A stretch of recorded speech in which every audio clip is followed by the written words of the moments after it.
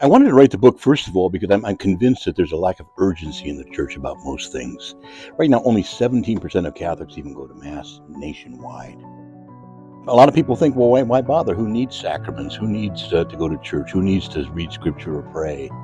Uh, because, again, basically it's in the bag. Everybody's basically going to go to heaven. And unfortunately, that's not what Jesus said.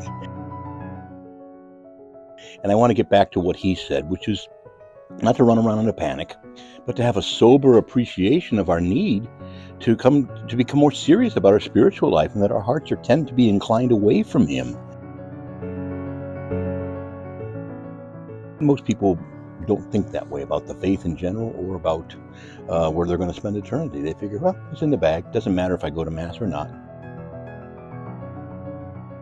An explanation of hell that sort of fits the modern situation we're in, where we shift the conversation a little bit away from a mean, angry God trying to send people to hell, which has never been the answer of why there's a hell, and focus a little bit more properly on the fact that there's a loving God who is very deeply respectful of our freedom